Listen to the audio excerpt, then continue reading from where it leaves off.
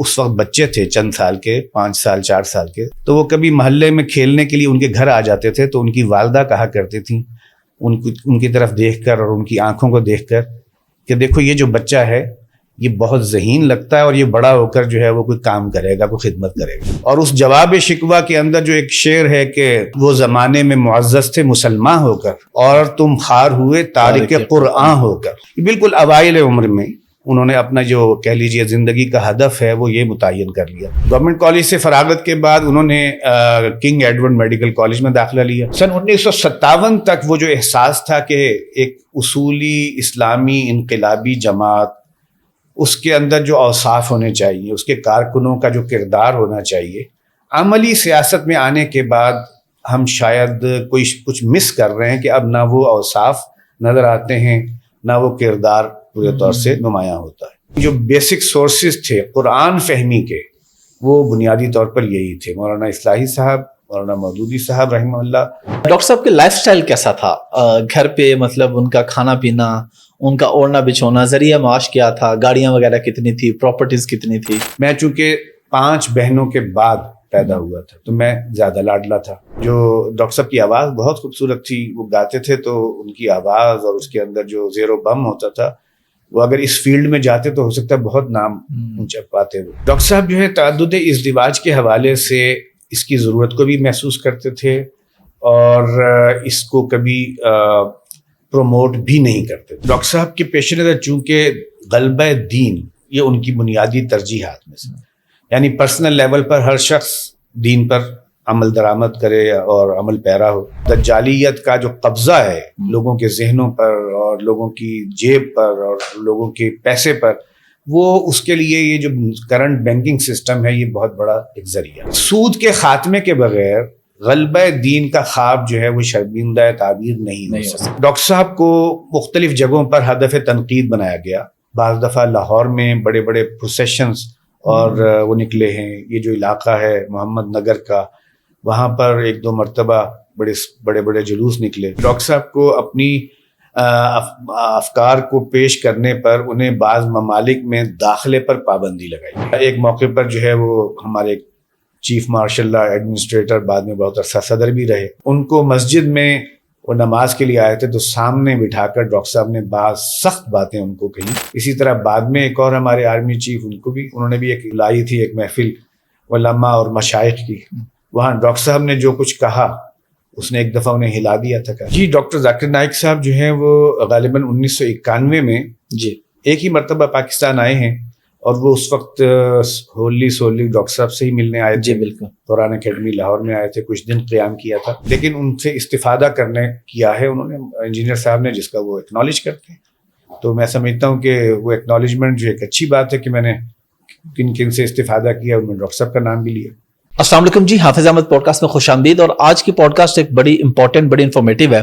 مجھ سے اکثر لوگ پوچھتے ہیں کہ جی کسی ایسی شخصیت کا نام بتائیں جو دنیا میں نہیں ہے، جن کے ساتھ آپ کی خواہش تھی کہ اگر وہ ہوتے تو پوڈ کاسٹ ہوتی. تو ان میں سے ایک بہت بڑا نام میں لیتا ہوں ہمیشہ، ڈاکٹر اسرار احمد صاحب کا. آج ہمارے ساتھ ان کے صاحبزادے موجود ہیں، ہمارے فیملی ٹرمز ہیں، ڈاکٹر عاطف وحید صاحب. ان سے پھر میں نے گزارش کی کہ آپ تشریف لائیں. چلیں آپ کے ساتھ ڈاکٹر صاحب کی زندگی پہ بات کرتے ہیں، ان کی ذاتی زندگی پہ، ان کی جو قرآن کی خدمات ہیں اس حوالے سے، جو انہوں نے ایک سیٹ اپ بنا رکھا ہے قرآن اکیڈمی، اس کے حوالے سے. تو میرے ساتھ موجود ہیں جناب ڈاکٹر عاطف وحید صاحب. ڈاکٹر صاحب بہت شکریہ آپ کے ٹائم کا. آپ کا بھی بہت شکریہ، جزاک اللہ. آپ کافی عرصے سے ہم رابطے میں تھے، لیکن آپ تھوڑے ڈگمگا رہے تھے اس حوالے سے کہ ہم اس کو کریں نہ کریں، تو بالآخر آپ تشریف لے آئے ہیں. جی میں حاضر ہوں. اب جو آپ پوچھنا چاہتے ہیں میں حاضر. اچھا ڈاکٹر صاحب، ہمیں سب سے پہلے ڈاکٹر صاحب کے حوالے سے یہ بتائیے کہ وہ اس قرآن اور دین کی خدمت کی طرف آئے کیسے تھے؟ شروع سے ان کا رجحان تھا؟ کیا آپ نے اپنے سامنے ان کو یہ دیکھا؟ کیا سلسلہ تھا، کیا معاملہ تھا؟ بسم اللہ الرحمن الرحیم. ہمارے والد ڈاکٹر اسرار احمد صاحب رحمہ اللہ اس پہلو سے ایک منفرد شخصیت ہیں کہ ان کی جو بالکل ابتدائی عمر ہے اور ابتدائی دور ہے، تب سے ہی ان کے اندر دین کی خدمت کا ایک جذبہ موجود تھا.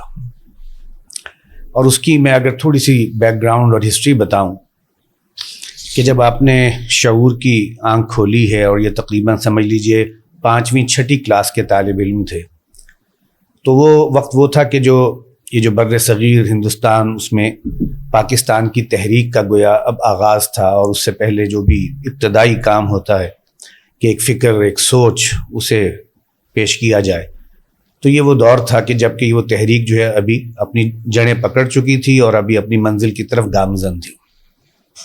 اچھا، ڈاکٹر صاحب کو اللہ نے شروع سے ہی غیر معمولی صلاحیتیں عطا کی تھی، ذہانت اور حافظہ۔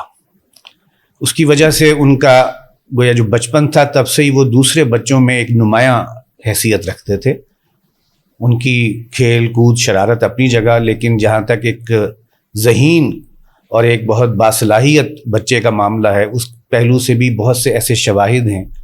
مثلاً یہ کہ ایک میں یہ بتاؤں کہ جب ڈاکٹر صاحب رحمہ اللہ ابھی بالکل چھوٹے تھے، 3-4 سال کی عمر کے، اس وقت ہمارے ہاں کی پاکستان میں، بعد میں وہ پاکستان آ گئے تھے، مشکور حسین یاد ان کا نام تھا، ایک اردو کے پروفیسر تھے، اردو فارسی کے شاعر تھے، اور اسی طرح سے ادبی شخصیت۔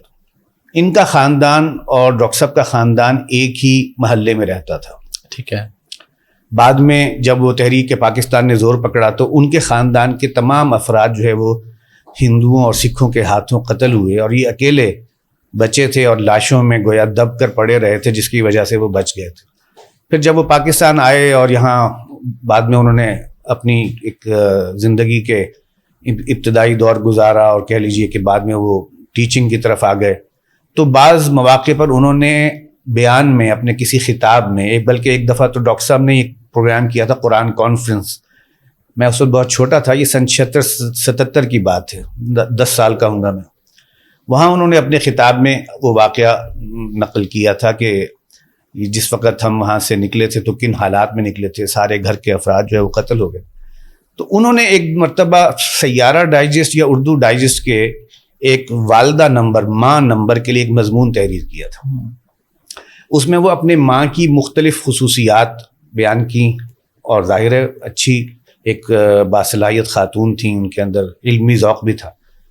تو انہوں نے اپنی والدہ کی قیافہ شناسی کے اوپر ایک جملہ لکھا ہوا تھا کہ وہ بڑی قیافہ شناس تھیں، یعنی وہ شکل دیکھ کے پہچان لیتی تھیں کہ کون کیسا ہے۔ اور اس کی مثال انہوں نے پیش کی تھی کہ ڈاکٹر صاحب رحمہ اللہ جو اس وقت بچے تھے، چند سال کے، 5 سال 4 سال کے، تو وہ کبھی محلے میں کھیلنے کے لیے ان کے گھر آ جاتے تھے، تو ان کی والدہ کہا کرتی تھیں ان کی طرف دیکھ کر اور ان کی آنکھوں کو دیکھ کر کہ دیکھو یہ جو بچہ ہے یہ بہت ذہین لگتا ہے، اور یہ بڑا ہو کر جو ہے وہ کوئی کام کرے گا، کوئی خدمت کرے گا۔ یہ وہ بات ہے کہ جو بالکل ابتدائی میں آپ کو دور کی بات بتا رہا ہوں۔ بعد میں پھر یہی بات جو ہے ڈاکٹر صاحب کے کلاس فیلو ڈاکٹر یقین ان کا نام ہے، آئی اسپیشلسٹ، ابھی بھی ماشاءاللہ قید حیات ہیں ماشاءاللہ، اور ڈاکٹر صاحب کے ساتھ ان کا بڑا تعاون رہا ہے ان کے کاز میں، ڈاکٹر صاحب کے کاز میں۔ انہوں نے بھی ایک مرتبہ اپنی ایک گفتگو میں، خطاب میں یہ بات کہی کہ جب ہم طالب علم تھے تو اسکول میں ہمیں ڈاکٹر صاحب کی گویا وہ حاصل ہوتی تھی کہ وہ ڈاکٹر صاحب ایک ایسی شخصیت ہے جن کے پیچھے ہم مسلمان طالب علم جو ہے وہ ایک طرح سے ریسکیو کرتے تھے اپنا، اس لیے کہ سارا ماحول ہندوؤں کا تھا اور ہندو طالب علم آگے آگے ہوتے تھے، تو واحد ڈاکٹر صاحب ہوتے تھے جو ان کا مقابلہ کرتے تھے۔ تو یہ گویا نرسری کا ایک طالب علم اس وقت سے ہی ان کی یہ اٹھان تھی۔ بعد میں یوں سمجھ لیجئے کہ جب تحریک پاکستان چل رہی تھی تو یہ جو قومی موومنٹ تھی، اس قومی موومنٹ سے ڈاکٹر صاحب بھی متاثر ہوئے بغیر نہ رہے، چنانچہ ایک پریکٹیکل انہوں نے جو ہے حصہ لیا اس میں۔ اور جب وہ 8ویں جماعت میں تھے تو اس وقت اپنے ضلع حصار کے مسلم اسٹوڈنٹ فیڈریشن کے جنرل سیکرٹری تھے، حالانکہ وہ صرف ایک 8ویں کلاس کا ایک طالب علم۔ اور پھر یہ کہ اسی حیثیت سے انہوں نے مختلف پروگرامز جو ہوئے ہیں جن میں قائد اعظم کی شرکت بھی ہوئی ہے، اس میں بھی شرکت کی ہے، اور یہ بات ڈاکٹر صاحب نے بعض جگہوں پر لکھی بھی ہیں۔ تو اس پہلو سے یہ دور ایسا تھا، کہہ لیجئے کہ اس دور کے اندر اس قسم کے تناؤ تھے، ٹینشنز تھی کہ ڈاکٹر صاحب کی جو براٹ اپ ہے اس میں اس دور کا بھی ایک دخل ہے۔ اور پھر یہ ہے کہ ابتدائی دور سے ڈاکٹر صاحب رحمہ اللہ نے 2-3 شخصیات کے جو لٹریچر ہے اس سے ان کا ایک طرح سے ایکسپوئر ہو گیا۔ ان میں ایک تو ابو الاثر حفیظ جالندھری مرحوم، ان کا شاہنامہ اسلام، یہ ایک آپ کو معلوم ہے ایک بڑی منفرد نظم ہے، بڑی طویل نظم ہے، اور اس میں گویا اسلام کے لیے کچھ کرنے کے لیے جو جذبات انہوں نے پیدا کیے ہیں وہ ڈاکٹر صاحب نے اس کا اثر بہت لیا۔ اور اس میں بھی ڈاکٹر صاحب کی والدہ جو تھیں، یعنی ہماری دادی مرحومہ، ان کے بارے میں ڈاکٹر صاحب نے بتایا ہے ایک سے زیادہ مرتبہ کہ وہ بھی چاہتی تھی کہ ان کا بیٹا جو اس صلاحیت کا مالک ہے تو وہ کچھ خدمات سر انجام دے. چنانچہ وہ ڈاکٹر صاحب سے فرمائش کر کے شاہنامہ اسلام ان سے سنا کرتی تھی, اور وہ اپنے سامنے شاہنامہ رکھ کر اور ترنم سے گا کر سناتے تھے, اور یہ بات کئی دفعہ انہوں نے ریپیٹ کی, یعنی پورا شاہنامہ. اب اس کے اندر جو کچھ میسج ہے شاہنامہ اسلام میں وہ آپ کو معلوم ہی ہے. خدا توفیق دے تو میں کروں ایمان کو زندہ, کیا فردوسی مرحوم نے ایران کو زندہ, خدا توفیق دے تو میں کروں ایمان کو زندہ. تو ڈاکٹر صاحب کی جو ساخت ہے ذہنی, اس کے اندر اس کا بڑا دخل ہے. پھر اس کے بعد یوں سمجھ لیجیے 8ویں 9ویں کے اسٹوڈنٹ کی حیثیت سے ڈاکٹر صاحب مولانا مودودی رحمہ اللہ ان کے لٹریچر سے بھی ایک طرح سے ایکسپوز ہو چکے تھے, لٹریچر ان کے سامنے آ گیا تھا. ہمارے تایا جو تھے ڈاکٹر صاحب کے بڑے بھائی, وہ تقریباً 5 سال بڑے تھے ڈاکٹر صاحب سے, انہوں نے سب سے پہلے ڈاکٹر صاحب کو لا کر دی ہے بانگ درا. اور یہ بات ہے جبکہ ابھی پاکستان بنا نہیں تھا, سن 46 45 46 کی بات. ٹھیک ہے. اس بانگ درا میں ظاہر ہے مولانا علامہ کا جو جتنا بھی کہہ لیجیے فکر تھا وہ تو سامنے آ چکا تھا. شکوہ ہے, جواب شکوہ ہے, اور اس جواب شکوہ کے اندر جو ایک شعر ہے کہ وہ زمانے میں معزز تھے مسلمان ہو کر, اور تم خار ہوئے تارک قرآن ہو کر. اب یہاں ایک طرف وہ ایمان کو زندہ کرنے والی کہہ لیجئے وہ تحریک جو کہ شاہنامہ اسلام سے پیدا ہوئی, اور ایمان کا سب سے بڑا سورس قرآن حکیم. چنانچہ انہوں نے پھر وہ شاہنامے کی اس دوسرے جو مصرع ہے اس کو پھر خدا توفیق دے تو میں کروں قرآن کو زندہ. بالکل اوائل عمر میں انہوں نے اپنا جو کہہ لیجئے زندگی کا ہدف ہے وہ یہ متعین کر لیا.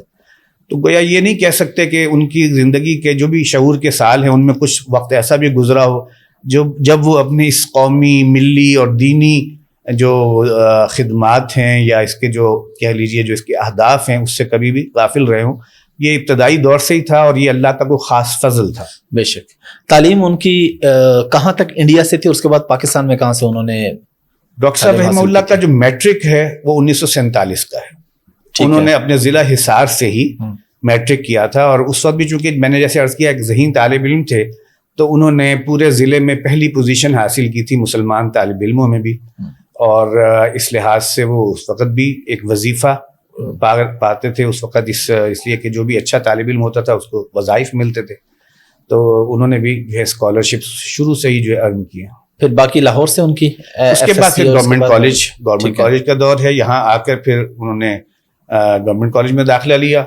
گورنمنٹ کالج میں بھی ان کا تعلق جو تھا وہ پھر زیادہ رہا, چونکہ اب پاکستان بن گیا تھا تو ان کا تعلق زیادہ مولانا مودودی کی تحریروں اور ابوالکلام آزاد کی تحریروں, اور پھر سب سے بڑھ کر یہ کہ جماعت اسلامی کی جو اب عملی ایک کام تھا جس میں تعلیم و تعلم بھی اور درس و تدریس بھی, اس کے اندر شرکت کرنی شروع کر دی تھی. تو ابتداءً وہ جماعت کے حلقہ ہمدردان میں شامل تھے. اور MBBS کہاں سے تھا ان کا؟ گورنمنٹ کالج سے فراغت کے بعد انہوں نے کنگ ایڈورڈ میڈیکل کالج میں داخلہ لیا. ٹھیک ہے. ظاہر ہے یہ اس وقت کا سب سے زیادہ پریسٹیجیس کالج تھا, آج بھی ہے بالکل ایسا. اور ڈاکٹر صاحب نے وہاں سے, جیسے میں نے عرض کیا کہ اسکالرشپس تو شروع سے وہ لیتے رہے, تو بیشتر تعلیم جو ہے انہوں نے اسکالرشپس کے ذریعے الحمدللہ مکمل کی. اگرچہ اس وقت کوئی بہت اچھے حالات نہیں تھے خاندان کے, بڑے بھائی بھی کچھ مدد کرتے رہے, والد صاحب کی کچھ بہت زیادہ آمدن نہیں تھی, لیکن یہ ہے کہ پھر ان کی اپنے اسکالرشپ جو تھے انہوں نے مدد کی. تو انہوں نے کنگ ایڈورڈ میڈیکل کالج میں داخلہ لیا اور وہاں سے MBBS کیا. اور اسپیشلائزیشن کس میں تھی ان کی پریکٹس؟ اصل میں چونکہ انہوں نے تو اپنا جو MBBS کرنے کے بعد الگ سے کوئی اسپیشلائزیشن نہیں کی تھی. ٹھیک ہے. MBBS بھی چونکہ ذہانت تھی اس وجہ سے وہ تو کرتے رہے ڈسٹنکشن سے پاس, لیکن زیادہ ان کی توجہات جو تھیں پھر وہ اسلامی جمعیت طلبہ کے ساتھ جو وقت جو انہوں نے لگایا وہ اصل میں کنگ ایڈورڈ میں داخلے کے بعد شروع ہوئے. اس سے پہلے جماعت اسلامی کے ساتھ کچھ وقت لگاتے رہے. ٹھیک ہے. لیکن اس کے بعد تو پھر جب وہ ہاسٹل میں شفٹ ہو گئے اور کنگ ایڈورڈ میڈیکل کالج میں پڑھ رہے تھے تو اب وہ بہت متحرک ہو گئے اسلامی جمعیت طلبہ کے ساتھ, اور وہیں ہوتے ہوئے 2 سال 3 سال کے اندر ناظم اعلیٰ پورے پاکستان کے بھی ڈاکٹر صاحب جو ہے وہ منتخب ہوئے. انہوں نے پریکٹس کی ویسے کچھ عرصہ؟ جی ایک کافی عرصہ, طویل عرصہ پریکٹس کی ہے. ٹھیک ہے. KE سے فارغ ہونے کے بعد انہوں نے یوں سمجھیے سن 55 میں تقریباً انہوں نے جو ہے وہ اپنی پریکٹس شروع کی تھی ساہیوال سے, اس لیے کہ آ کر اصلاً یہ خاندان جو تھا ساہیوال میں آباد ہوا. ٹھیک ہے. تو سن 55 سے لے کر اور سن 65-66 تک ڈاکٹر صاحب رحمہ اللہ نے مختلف جگہوں پر مطب کیے ہیں, کلینکس کی ہیں, اور ایک جنرل پریکٹیشنر کے طور پر ڈاکٹر صاحب جو ہیں وہ کافی معروف تھے, ایک معروف ڈاکٹر تھے. پھر یہ ان کا تعلق تھا جماعت اسلامی کے ساتھ, یہ پھر وقت کب آیا کہ انہوں نے الگ کر کے اور فیصلہ کیا کہ میں اپنی ایک تنظیم الگ سے بنانے کی, اس کی وجہ کیا تھی اور یہ کب انہوں نے فیصلہ کیا تھا؟ جی یہ باتیں ڈاکٹر صاحب نے کافی تفصیل سے لکھ دی ہیں. اصل میں ہوا یہ تھا کہ سن 1955 سے ڈاکٹر صاحب رحمہ اللہ نے باقاعدہ جماعت میں شمولیت اختیار کی, اور یہ وہ دور تھا کہ جب اس سے پہلے سن 51 کے الیکشن ہو چکے تھے. اس الیکشن میں بھی بھرپور ایک کارکن, جمعیت کے کارکن کے طور پر انہوں نے شرکت کی, اور لاہور سے مولانا امین احسن اصلاحی صاحب کینڈیڈیٹ تھے, تو ان کے لیے کنوینسنگ میں ظاہر ہے جو ان کی صلاحیتیں تھیں وہ تو سب جانتے ہی تھے, لہٰذا وہ پیش رہے. اس کے بعد یہ الیکشن ہوئے, اس کے بعد پھر جماعت کے اندر یہ احساس پیدا ہونا شروع ہوا کہ شاید الیکشن پالیٹکس کے اندر شرکت کر کے ہم اپنے کچھ اصولی موقف سے جو ہے وہ ہٹ رہے ہیں. ٹھیک ہے. یہ احساس مختلف لوگوں میں الگ الگ ڈیولپ ہو رہا تھا. ڈاکٹر صاحب بھی اس بات کو فیل کر رہے تھے, لیکن یہ ہے کہ ظاہر ہے ایک تحریک ہے, اس میں کام ہے, صبح شام کی خدمت ہے, تو اس لحاظ سے وہ کوئی ایک اس احساس کو کہیں بہت زیادہ جسے کہتے ہیں فارملی پیش کرنے کا موقع نہیں تھا. اور اسی دوران سن 1956 میں یوں سمجھ لیجئے کہ سن 1956 میں دستور پاکستان, اس کے لیے جماعت اسلامی نے ایک بڑی زبردست موومنٹ چلائی تھی کہ اس کے اندر اسلامی دفعات شامل ہوں, اور پھر قرارداد مقاصد, اور اس کو پھر بعد میں واقعتاً ایک آپریٹو کلاز کے اندر شامل کرنا, یہ تو بعد میں ہوا ہے, لیکن قرارداد مقاصد کا پاس ہونا یہ بھی ایک بہت اہم کام تھا. تو مولانا شبیر احمد عثمانی نے اس میں بہت رول پلے کیا رحمہ اللہ, پھر مولانا مودودی نے بہت رول پلے کیا, تو اس میں بھی ڈاکٹر صاحب کی جو کہہ لیجئے کہ محنتیں لگیں. سن 1957 تک وہ جو احساس تھا کہ ایک اصولی اسلامی انقلابی جماعت, اس کے اندر جو اوصاف ہونے چاہیے, اس کے کارکنوں کا جو کردار ہونا چاہیے, عملی سیاست میں آنے کے بعد ہم شاید کچھ مس کر رہے ہیں کہ اب نہ وہ اوصاف نظر آتے ہیں, نہ وہ کردار پورے طور سے نمایاں ہوتا ہے. ظاہر ہے سیاست کی اپنی کچھ تقاضے ہوتے ہیں, بالکل ہوتے ہیں, اس میں کثرت اور تعداد کی بڑی اہمیت ہوتی ہے. تو یہ وہ احساس تھا جو بہت سے لوگوں کو پیدا ہو رہا, اور ان میں صرف ڈاکٹر صاحب نہیں تھے, ان میں مولانا امین احسن اصلاحی صاحب بھی تھے, اور پھر یہ کہ حکیم عبدالرحیم اشرف صاحب تھے, وہ بھی جماعت کے بڑے بزرگوں میں سے تھے, اور ایک شیخ سلطان احمد تھے, اور بہت سے لوگ تھے, بڑے نمایاں نام تھے, اور مولانا منظور نعمانی رحمہ اللہ, یہ تو وہ بھی اب رحمہ اللہ ہیں, وہ بھی فوت ہو چکے ہیں. تو یہ لوگ تھے کہ جن کا یہ احساس تھا. لیکن بہرحال ڈاکٹر صاحب نے پھر اپنی ان احساسات کو مرتب کیا, اور ایک تحریر کی شکل میں ڈاکٹر صاحب نے جماعت کے ایک اجتماع میں, جس میں پہلے ایک جائزہ کمیٹی بنائی گئی تھی, اس کے بعد اس سارے کے اوپر بحث کرنے کے لیے ایک اجتماع منعقد کیا گیا ماچھی گھوٹ میں.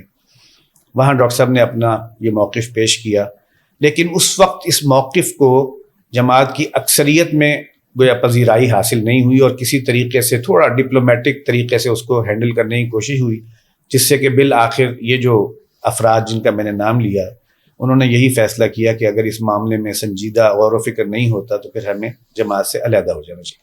تو سن 1957 میں پھر ڈاکٹر صاحب نے بھی جماعت سے استعفیٰ دے دیا تھا. اور تنظیم اسلامی کی بنیاد بھی اسی سال میں رکھی؟ نہیں, اصل میں جس وقت ڈاکٹر صاحب نے استعفیٰ دیا تھا اس وقت ڈاکٹر صاحب کی عمر صرف 24-25 برس تھی. وہ اس پورے بزرگوں کی فہرست میں سب سے کم عمر تھے. ٹھیک ہے. چنانچہ ان کو بھی یہی محسوس ہوتا تھا کہ اگر یہ دین کا ایک کام ہے, اقامت دین, حکم و اقامت دین ایک فریضہ ہے, اور ہمارے ساتھ بڑے بڑے علماء ہیں, تو اب علماء ہی آگے بڑھیں اور کوئی اس کام کو صحیح نہج پر چلانے کے لیے وہ پیش رفت کریں, تو ان کے ساتھ مل کر کام کیا جائے. ٹھیک ہے. لیکن یہ دورانیہ جو تھا کافی طویل ہو گیا, اور کوئی جسے کہتے ہیں کہ پریکٹیکل شکل نہیں بن سکی, ویسی شاید عزیمت اور عزم اور ارادہ وہ شاید پیدا نہیں ہو پایا. چنانچہ یہ سن 1957 سے لے کر اور سن 1965 تک ڈاکٹر صاحب رحمہ اللہ اس انتظار میں رہے کہ شاید یہ لوگ آگے بڑھیں. مختلف مواقع پر اکٹھ بھی ہوا, بیٹھے بھی, غور و فکر بھی ہوا, بعض باتوں پر اتفاق بھی ہوا, لیکن بہرحال ایک جماعت بنانا، تحریک برپا کرنا یہ کوئی آسان کام نہیں ہے. اس کے لیے ظاہر ہے بہت صلاحیتیں بھی چاہیے بالکل، اور وقت کا اور بہت سی اور قربانیوں کا بھی تقاضا ہوتا ہے. تو وہ کام نہیں بن سکا. اس دوران ڈاکٹر صاحب نے اپنی معاش کے لیے جیسے جہاں پریکٹس رکھی جاری، وہیں کچھ بڑے بھائی جان جو تھے انہوں نے ایک بزنس سیٹ اپ کیا تھا کنسٹرکشن کا. اس میں بھی ڈاکٹر صاحب ایک پارٹنر کی حیثیت سے رہے. تو 3 سال ان کے ساتھ بھی گزارے اور سن 55-56 سے لے کر اور سن 62-63 تک 2 مرتبہ کراچی بھی شفٹ ہوئے اسی کام کے سلسلے میں بھی، اور اپنی اس دعوت کے لیے کوئی بیس اور کوئی جو ہے وہ فاؤنڈیشن بنانے کے لیے. بہرحال اس کے بعد یوں سمجھ لیجئے کہ سن 1965 میں ڈاکٹر صاحب نے پھر فیصلہ کر لیا کہ اگر اور کوئی لوگ آگے نہیں بڑھتے تو پھر مجھے ہی ہمت کرنی پڑے گی اور مجھے اپنی ذمہ داری خود ادا کرنی پڑے گی. تو سن 66 میں پھر ڈاکٹر صاحب نے اپنا لاہور میں حلقہ دروس قرآن ان کے جو ہے وہ پھر ان اجرا کیا مختلف علاقوں میں درس قرآن کے حلقے، تاکہ اس دعوت کو زیادہ سے زیادہ لوگوں تک پھیلایا جائے.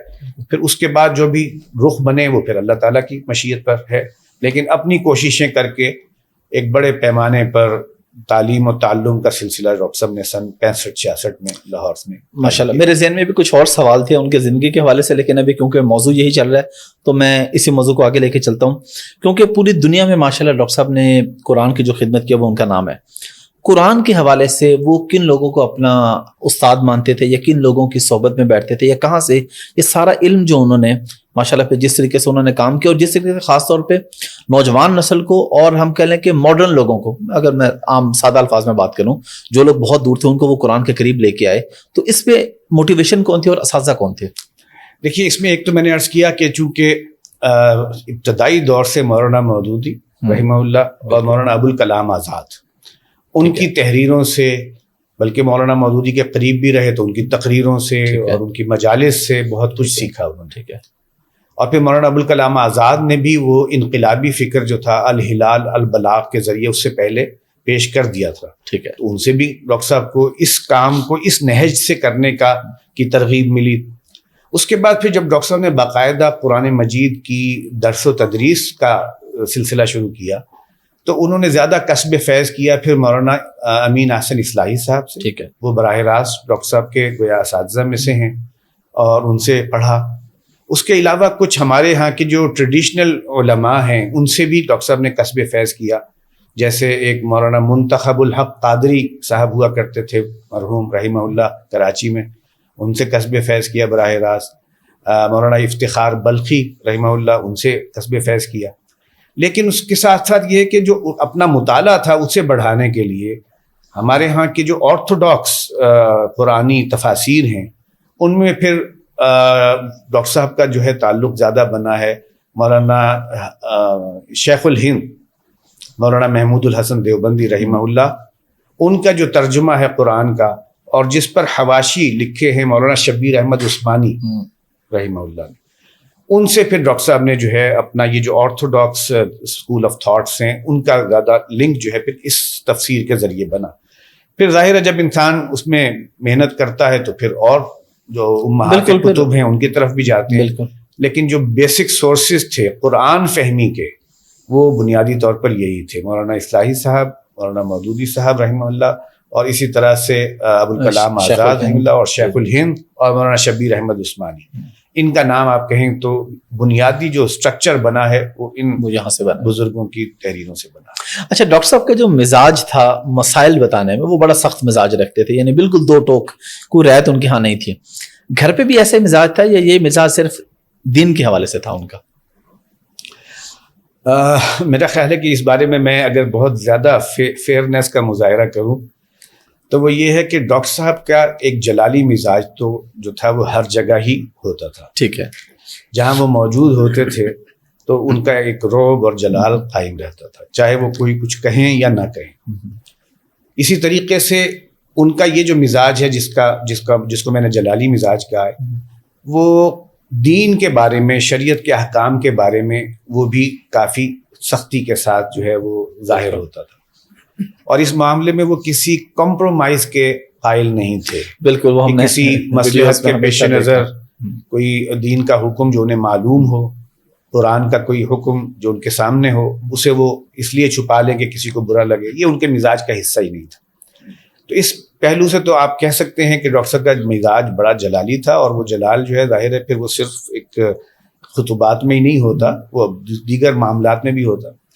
لیکن جہاں تک معاملہ ہے کہ بچوں کے ساتھ لاڈ پیار کا، تو اس میں بھی کوئی شک نہیں کہ جتنا لاڈ پیار وہ بچوں کے ساتھ کرتے تھے. جب میں چھوٹا تھا تو میں آپ کو اگر اپنی بتاؤں مثال کے طور پر، میں چونکہ 5 بہنوں کے بعد پیدا ہوا تھا تو میں زیادہ لاڈلا تھا، ایک فطری طور پر لاڈ پیار زیادہ ہوا. تو ڈاکٹر صاحب نے بچپن میں مجھے جس طریقے سے اٹھایا ہے، گود میں سلایا ہے اپنے بازو پر، اور پھر لوریاں سنائی ہیں کہ میرا حال یہ ہوتا تھا کہ میں چھوٹا ہوتا تھا تو میں کہیں اور سوتا نہیں تھا، میں ڈاکٹر صاحب کے والد صاحب رحمہ اللہ کے بازو پر سوتا تھا. اور پھر یہ بھی ہوتا تھا کہ وہ مجھے میں اٹھ نہ جاؤں، وہ اس وقت تک جو ہے لٹائے رکھتے تھے اور خود اپنی نیند کو تجتے تھے جب تک کہ میں یعنی سو نہ جاؤں. پھر اس کے بعد وہ اٹھا کر جب مجھے الگ کرنے کی کوشش کرتے تھے اور میں پھر دوبارہ اٹھ کر بیدار ہو کر پھر بازو پر سوار تو پھر وہ لٹا لیتے تھے. اب یہ جو لاڈ ہے ظاہر ہے یہ ایک ایسے جلالی شخص سے کام آدمی تصور نہیں کر سکتے. اسی طرح سے گا کر لوریاں سنانا، جو ڈاکٹر صاحب کی آواز بہت خوبصورت تھی، وہ گاتے تھے تو ان کی آواز اور اس کے اندر جو زیر و بم ہوتا تھا، وہ اگر اس فیلڈ میں جاتے تو ہو سکتا ہے بہت نام اونچا پاتے وہ. لیکن بہرحال مجھے وہ بھی وقت یاد ہے. اور اسی طریقے سے پھر بچوں کے ساتھ، یعنی اپنے پوتوں اور نواسوں کے ساتھ ڈاکٹر صاحب نے جس طریقے سے لاڈ پیار کیا ہے، تو وہ ان کی شخصیت کے اندر گویا وہ محبت اور لاڈ اور پیار وہ سب موجود ہے. یہ تو خیر ایک ذاتی تجربے کی میں بات عرض کر رہا ہوں، لیکن اس کے ساتھ ہی میں اپنے ہی تجربے سے ایک اور بات بھی بتا دوں جس سے ان کی شخصیت کی بعض عظمت کے اور پہلو کھلتے ہیں. میں جب بہت چھوٹا تھا تو انہوں نے شروع سے ہی یہ ارادہ کر لیا تھا کہ مجھے حفظ قرآن کی طرف لانا ہے، اور پھر یہ کہ بچپن سے ہی نمازوں کے لیے اپنے ساتھ لے کر جانا. تو مجھے اپنے بہت چھوٹی عمر کا یاد ہے کہ میں اتنا چھوٹا تھا کہ مجھے نیند کے مارے میرا حال خراب ہوتا تھا اور صبح اٹھا نہیں جا رہا ہوتا تھا. لیکن ڈاکٹر صاحب، ہم سمن آباد میں رہتے تھے، مجھے اٹھا کر اور پکڑ کر ساتھ لے کر جاتے تھے، اور مسجد اچھے خاصے فاصلے پہ تھی پیدل. وہاں پر بھی میں ادھر گر رہا ہوں، لیکن یہ ہے کہ وہ اس معاملے میں پرٹیکولر تھے کہ عادت ڈالنی ہے اور عادی بنانا ہے. اور اسی طرح سے حفظ کا معاملہ، حفظ میں بھی آپ کو معلوم ہے، آپ تو ماشاءاللہ خود حافظ ہیں کہ حفظ کرتے ہوئے بڑے بڑے سخت مراحل بالکل آتے ہیں، ڈیپینڈنگ اپون کہ کون سے قاری صاحب ہیں آپ کے. تو اس میں بھی جو والدین کے لیے مشکل ہوتی ہے کہ اگر کسی بچے کی، اگرچہ میں نے کوئی زیادہ حفظ کے دوران مار نہیں کھائی اساتذہ کی، میں تو دیکھ کے ہی سہم جاتا تھا، ٹھیک ہے، لیکن اس کے باوجود کبھی کبھار تو ہوتا ہی تھا. لیکن اس سارے کو جو ہے برداشت کرنا والدین کے لیے آسان نہیں ہوتا. لیکن چونکہ ایک ذہن میں شروع سے یہ ارادہ کر لیا تھا کہ حفظ قرآن سے آغاز کرانا ہے، تو اس معاملے میں بھی انہوں نے میری کسی مجبوری یا کسی بیماری اس کو کبھی بھی عذر کو قبول نہیں کیا.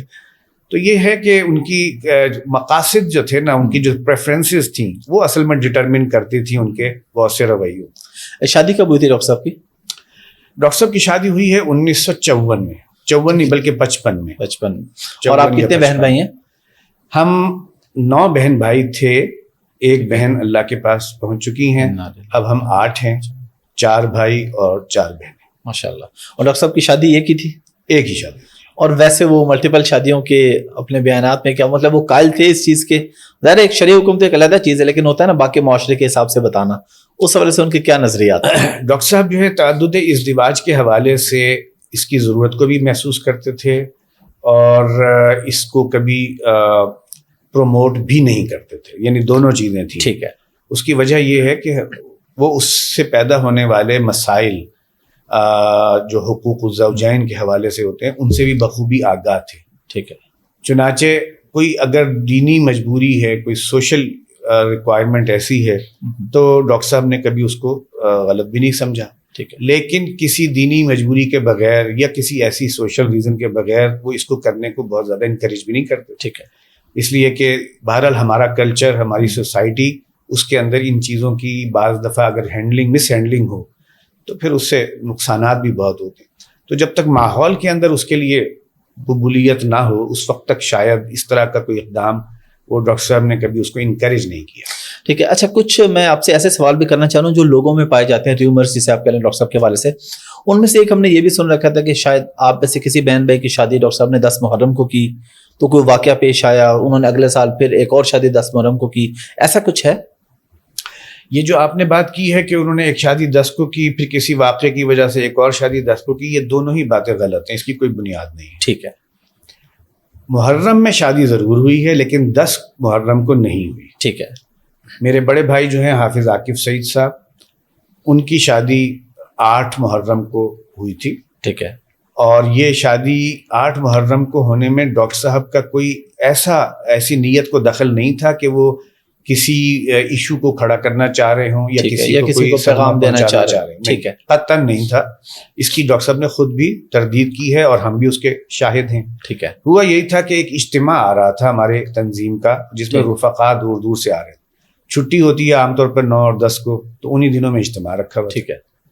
اور وہ شادی بھی انہی دنوں میں کہیں کرنی تھی. ٹھیک ہے. تو ڈاکٹر صاحب رحمہ اللہ نے اس بارے میں پھر کچھ لوگوں سے مشورہ کیا کہ اس طریقے سے ہے تو باہر سے لوگ آ رہے ہیں وہ بھی شریک ہو جائیں گے تو کیا کیا جائے, اور پھر ساتھ اپنے اندیشے کا بھی ذکر کیا کہ شاید لوگ جو ہیں اس کو غلط مائنڈ کریں اور اس کو غلط رنگ دیں. تو انہیں یہ بتایا گیا کہ نہیں, اگر 10 کو ہوتی تو پھر تو ایک چیز لگتا کہ آپ کو اوفینس ہے, کسی کے خلاف ہے, یا کوئی آپ کوئی چھیڑ چھاڑ کی نیت سے کر رہے ہیں. یہ چونکہ 10 کو ہے ہی نہیں, لیکن لہٰذا ایز سچ کوئی ایشو اس میں ہے نہیں.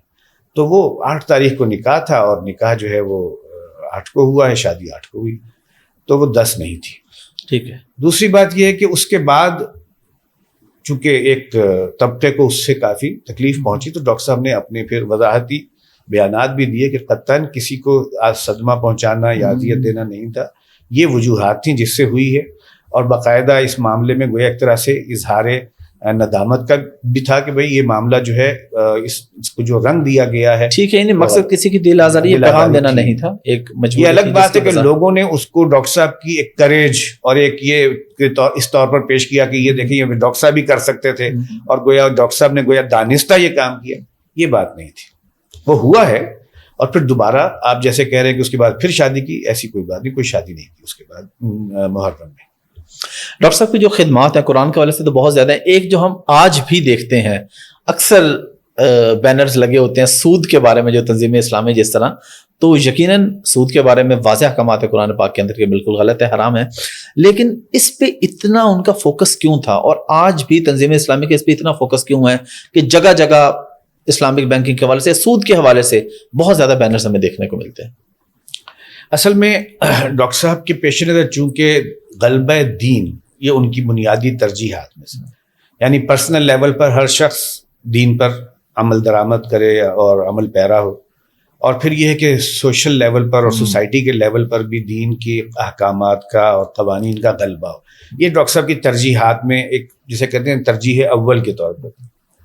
جبکہ جو اس وقت کا کرنٹ فائنینشیل سسٹم ہے, اگر اس کو کوئی شخص ڈیپلی اسٹڈی کرے تو محسوس یہ ہوتا ہے کہ یہ جو فائنینشیل سسٹم ہے یہ دور دجل کا ایک بہت بڑا انسٹرومنٹ ہے, اور دجالیت کا جو قبضہ ہے لوگوں کے ذہنوں پر اور لوگوں کی جیب پر اور لوگوں کے پیسے پر, وہ اس کے لیے یہ جو کرنٹ بینکنگ سسٹم ہے یہ بہت بڑا ایک ذریعہ.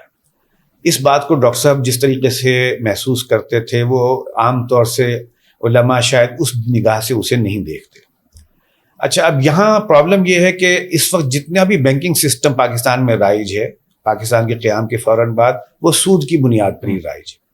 اور سود کا مطلب کیا ہے؟ سود کا مطلب یہ ہے کہ معاشرے میں ہر شخص کو مقروض بنا دیا جائے اور وہ اپنی کمائی میں سے ایک بڑا حصہ جو ہے وہ سمیٹ کر اور سود دینے قرض دینے والے کے حوالے کرے, چاہے وہ بینک ہے یا کوئی مہاجن ہے, اور وہ گویا ایک پورا جو ہے نا وہ پیسے کا ایک طرح سے عوام سے نکل کر کنسنٹریشن ہوتی ہے کچھ لوگوں کے ہاتھوں میں. یہ وہ چیز ہے کہ جو ہر شخص نہیں ریئلائز کر پاتا. اس بینکنگ سسٹم سے ہمیں معلوم ہے, ہم تو یہ سنتے ہیں نا کہ انڈسٹریلائزیشن ہوئی ہے تو اس میں اس بینکنگ سسٹم کا بڑا دخل ہے, لیکن یہ انڈسٹریلائزیشن کے ساتھ ساتھ جس طریقے سے ڈپینڈنس بڑھی ہے بین الاقوامی مالیاتی اداروں پر, اور ڈپینڈنس بڑھی ہے ہمارے جیسی اکانومیز کی انٹرنیشنل جو ایجنسیز ہیں ان کے اوپر، اس سے تو اس وقت ہر شخص جو ہے بری طرح سے گویا متاثر ہے. ہر شخص پہ کتنا قرضہ ہے، 2 لاکھ سے زیادہ کا قرضہ اس وقت ہر بچے کے اوپر ہے جو پیدا ہو رہا ہے. تو یہ کیسے ہوا؟ یہ ہوا ہے سود کے نظام سے. چنانچہ سود کے خاتمے کے بغیر غلبہ دین کا خواب جو ہے وہ شرمندہ تعبیر نہیں ہو سکتا. تو جہاں آپ کو عقائد کی اصلاح کی ضرورت ہے، جہاں آپ کو اپنے اوپر اپنی شخصیت پر اور اپنی زندگی میں اسلام کو جو ہے وہ نافذ کرنے کی ضرورت ہے، وہیں اسلام کے غلبے اور حکم و اقامت دین کے لیے سود کے خاتمے کو ڈاکٹر صاحب ناگزیر سمجھتے تھے. اور میں سمجھتا ہوں کہ اس کے اندر کوئی ایسی بات نہیں جس پر کوئی کلام کیا جا سکے. یہ تو 1 2 اور 2 4 والی بات ہے.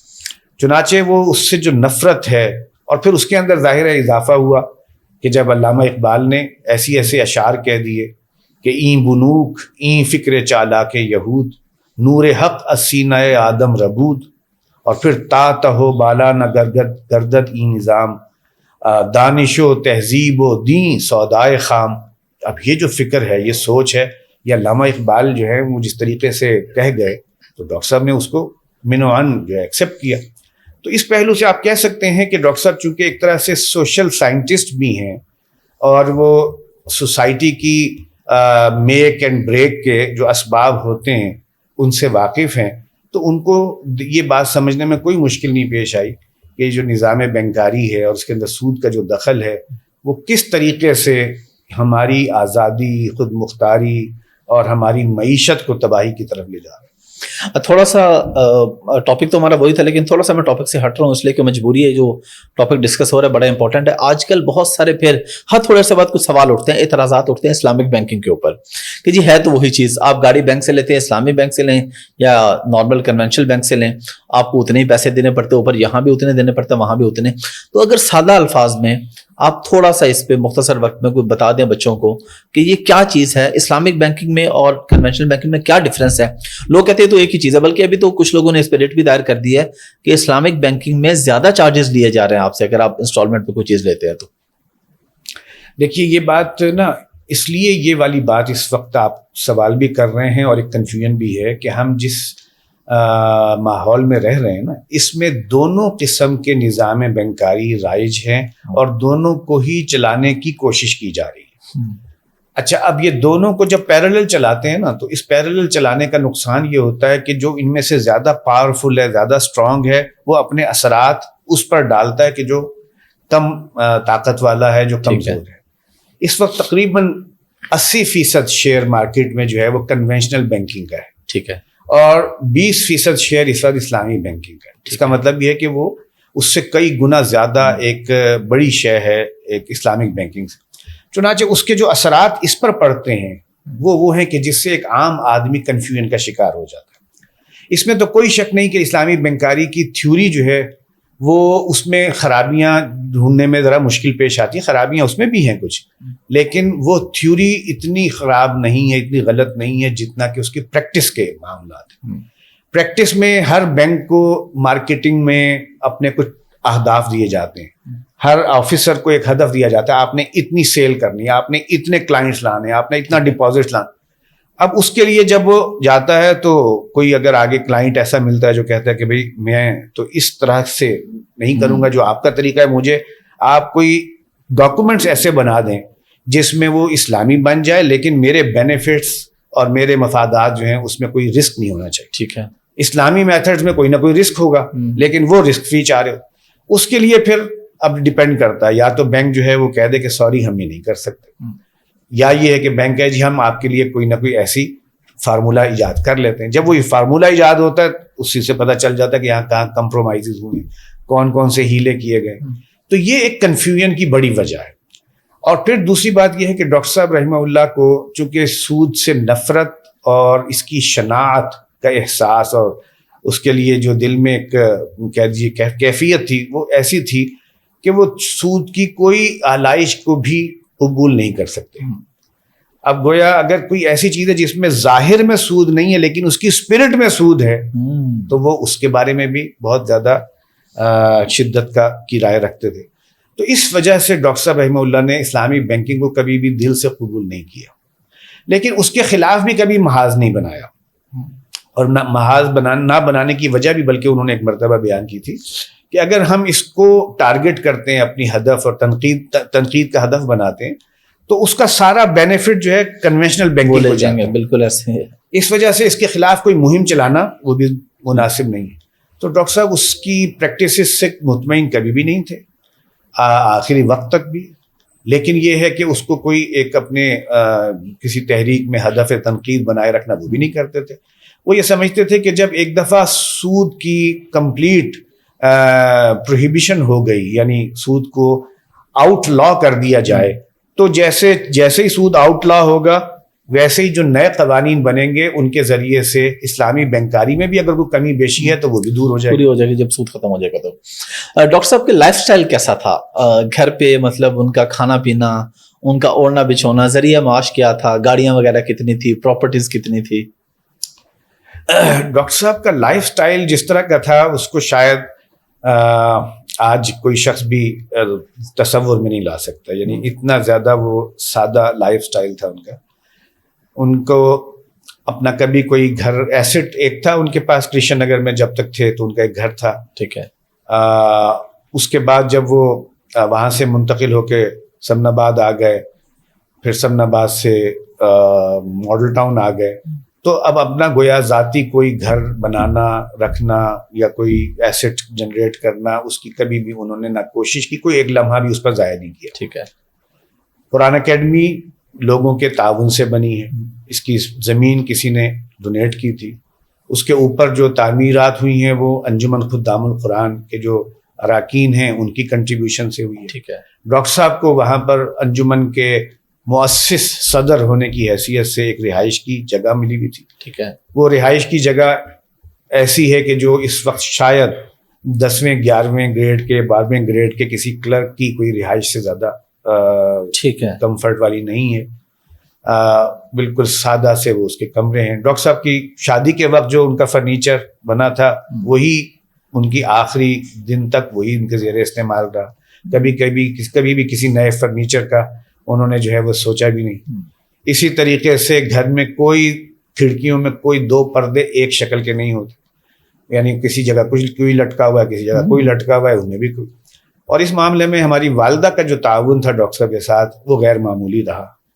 یہ اللہ کا شکر ہے, ان کو بھی دین کی ویسی ہی حمیت اور جذبہ دیا تھا جیسے ڈاکٹر صاحب کے اندر تھا.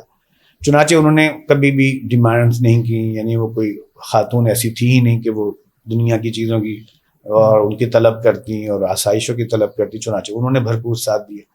تو اس وجہ سے ڈاکٹر صاحب کثیر العیال ہونے کے باوجود جتنی بھی بیئر منیمم ایک سبسسٹنس لیول کہہ لیجئے اس کے اوپر وہ زندگی گزارتے تھے, تو ان کے لیے کوئی مشکل نہیں آئی, اس لیے کہ گھر میں خاتون خانہ انہوں نے تعاون کیا.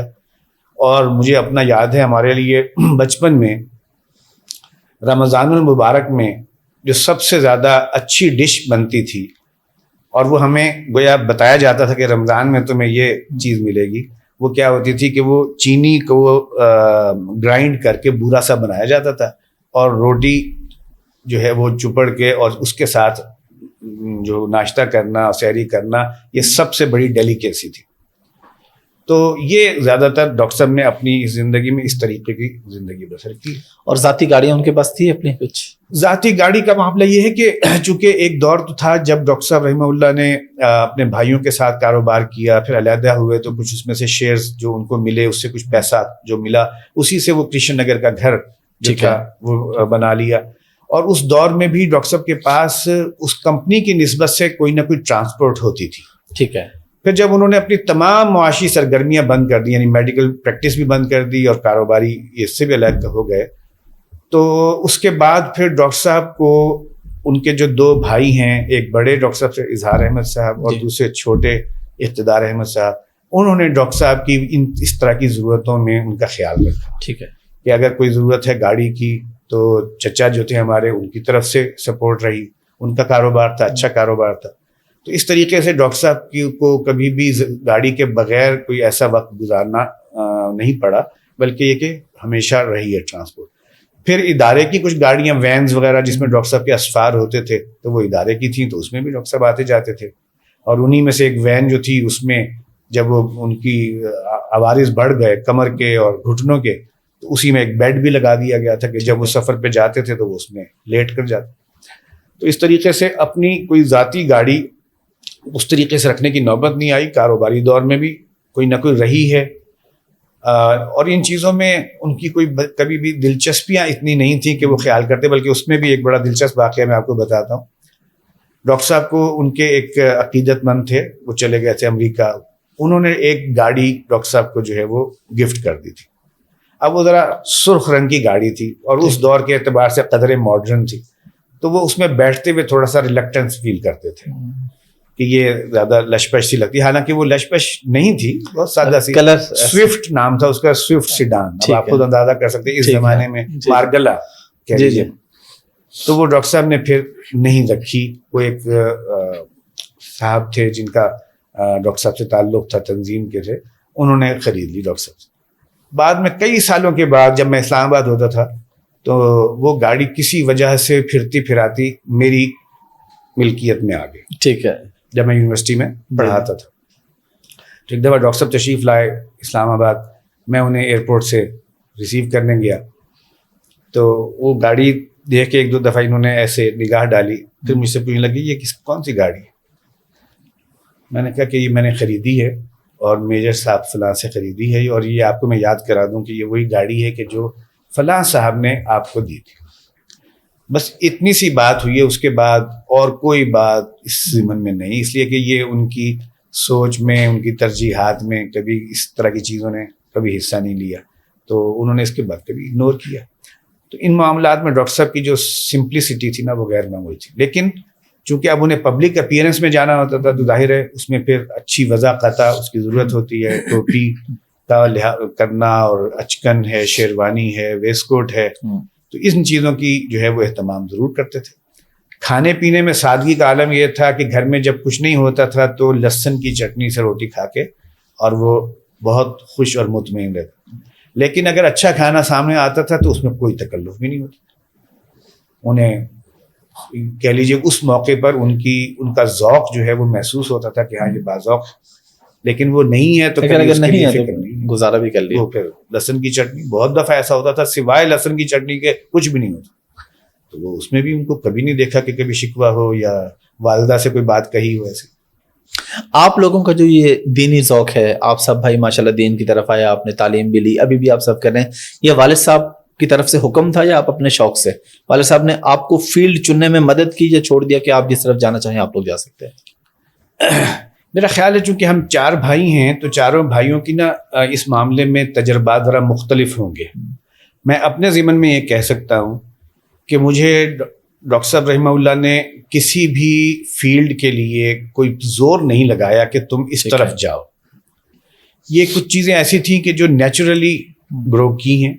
مثال کے طور پر ایک دور میں انہیں اس بات کا احساس تھا کہ سوشل سائنسز میں تحقیق ہونی ضروری ہے, اس لیے کہ بہت سی گمراہیاں سوشل سائنسز کے میدان میں, اور اس میں ظاہر ہے فلسفی بھی آ جاتی ہے, سوشیولوجی بھی آ جاتی ہے, اس کے اندر جو ہے وہ اکنامکس بھی آ جاتی ہے, اس طرح کے جو سوشل سائنسز کے ایشو.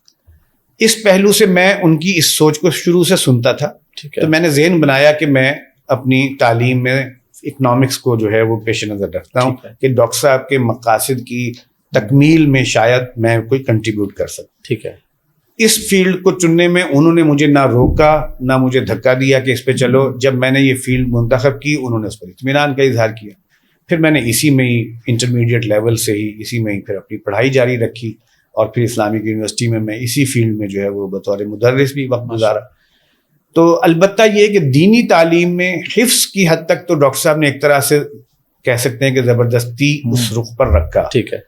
ورنہ آپ کو معلوم ہے جب سختی ہوتی ہے قاری صاحب کی طرف سے تو بچہ بھاگتا ہے. ہو سکتا ہے کہ میں بھی بھاگتا, لیکن بھاگنے نہیں دیا گیا. مجھے الحمدللہ مکمل کرنے کی حد تک جو ہے وہ ڈاکٹر صاحب نے کیا. اس کے بعد میں نے یونیورسٹی میں پڑھا ہے تو دینی تعلیم کے اللہ نے وہاں مواقع پیدا کر دیے, اور مجھے جو ہے ایسی جگہیں میسر رہیں جہاں مجھے دین تدریس کرنے کا موقع رہا. تو اس طریقے سے کچھ دینی شعور جو ہے اور دینی علم اس کا مجھے ایکسپیرینس ہوا اور میں نے ان سے فائدہ اٹھایا. لیکن یہ ہے کہ میں یہ نہیں کہہ سکتا کہ اس کی میں کوئی ڈائریکشن دی ہو کہ پہلے یہ کرو پھر وہ کرو، بلکہ وہ ایک طرح سے ہمیں نظر آتا تھا کہ ان کی ایک ترجیح ہے تو ہمیں اپنے آپ کو ان کی ترجیح کے مطابق آپ نے خود سے چلانا کیا، چاہیے۔ کوئی ایسا وہ زبردستی اصل میں وجہ وہی تھی نا کہ وہ آل آؤٹ ایک چیز پہ نظر آ رہے ہیں اور ہر شخص انہیں یوں نگاہیں اٹھا کے دیکھ رہا ہے، تو کوئی اولاد میں سے اللہ کا شکر ہے کسی کے اوپر جبر کیے بغیر انہیں خود یہ احساس ہوا کہ اگر ان کا یہ راستہ ہے اور ان کی یہ ترجیح ہے تو ہمیں اسی کی تکمیل میں اپنی بھی ایفرٹس لگانی چاہیے۔ اسی طرح جو ریومرز تھے ان میں ایک ریومر یہ بھی تھا کہ شاید ان کے جنازے پہ یا ان کی تدفین کے بعد کسی خاص طبقے کی طرف سے کوئی خطرہ تھا یا کوئی مسائل کا سامنا کرنا پڑا، کوئی کمپین بھی چلی، اس میں کتنی ریئلٹی ہے؟ اس میں یہ تھا کہ جس وقت ڈاکٹر صاحب کا انتقال ہوا، یہ سن 2010 کا واقعہ ہے، 13 اور 14 اپریل کی درمیانی شب تھی جب ان کا انتقال ہوا۔ اس سے پہلے کے حالات ایسے تھے کہ کچھ بعض فکری نظری بحثیں اٹھی ہوئی تھیں جس سے کہ ایک ٹینشن تھی بعض مکاتب اور بعض مسالک کی طرف سے، تو ڈاکٹر صاحب کو مختلف جگہوں پر ہدف تنقید بنایا گیا۔